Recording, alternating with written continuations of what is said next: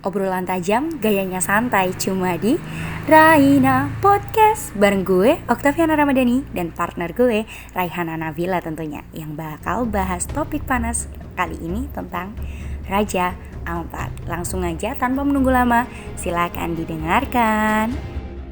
Raja Ampat sering disebut sebagai surga dunia bawah laut.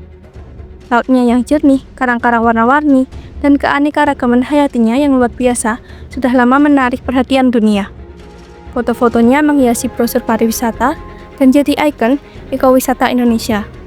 Tapi, belakangan ini ada cerita lain yang makin ramai diperbincangkan, yaitu ketegangan antara pelestarian dan eksploitasi, antara identitas dan komoditas.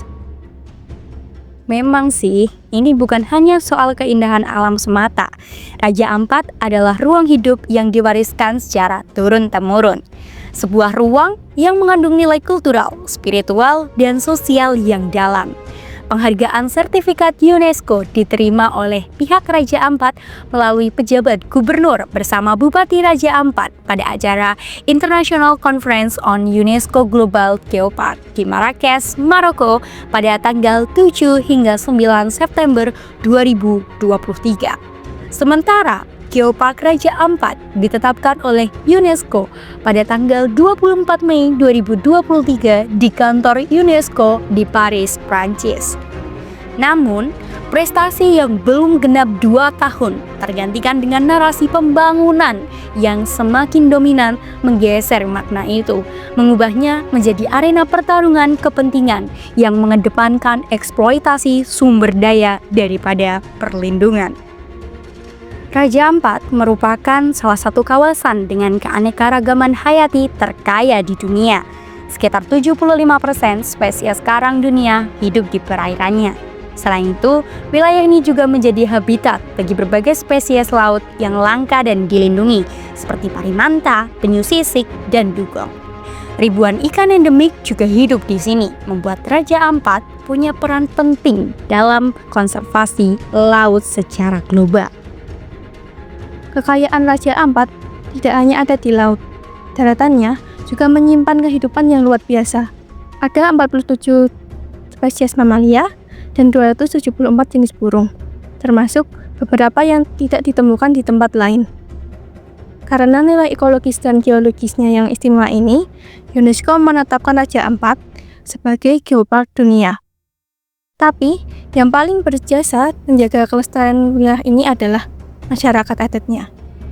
Sejak lama, mereka hidup berdampingan dengan alam lewat aturan adat yang kuat dan penuh penghormatan.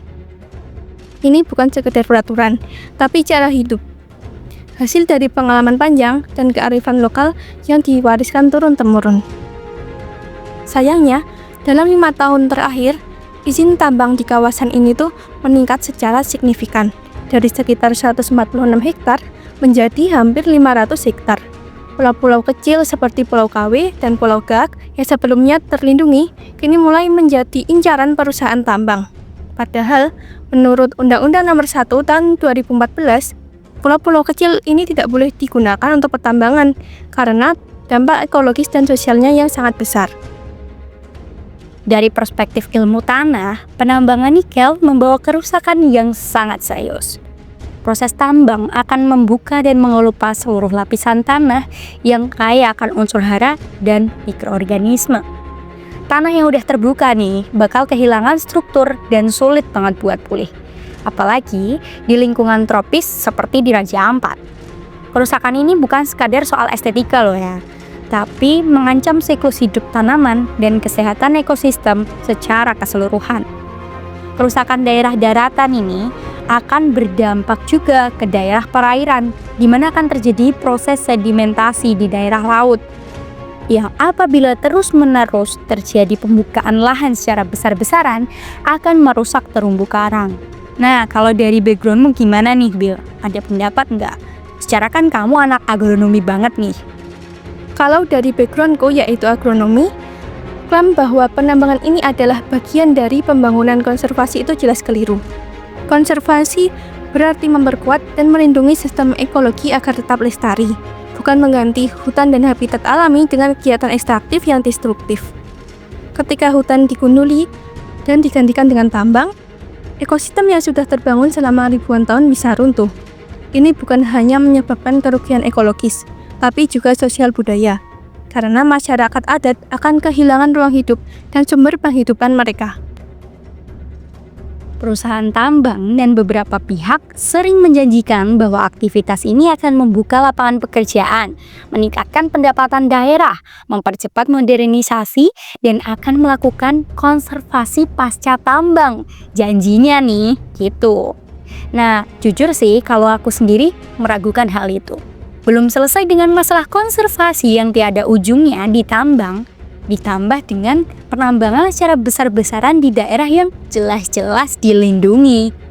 Namun, kenyataannya nih, kelompok yang akan paling terdampak justru adalah masyarakat adat, nelayan kecil, perempuan, dan anak-anak. Kehidupan mereka yang bergantung pada laut dan hutan akan berubah secara drastis.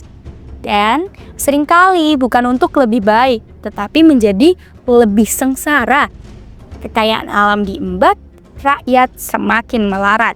Itu yang digaungkan di media sosial. Tapi fakta di lapangan memang seperti itu sih kebanyakan. Dampaknya juga meluas ke berbagai aspek kehidupan. Pangan laut makin sulit diakses, harga ikan melonjak, dan keseharian masyarakat menjadi terganggu. Bukan hanya itu, potensi obat-obatan alami dari Raja Ampat yang kaya akan keanekaragaman hayati ikut terancam.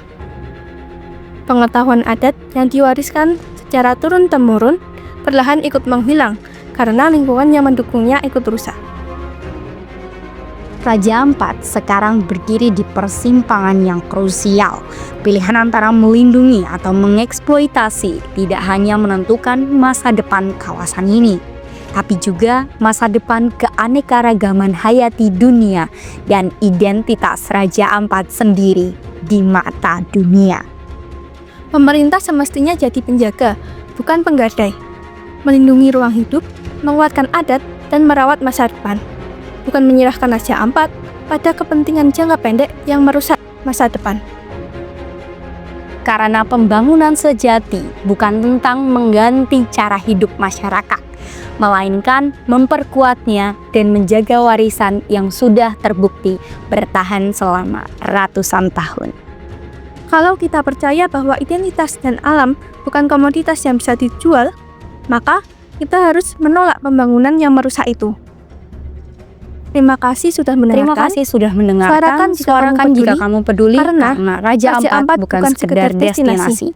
Ia adalah jantung laut yang menghidupi negeri ini.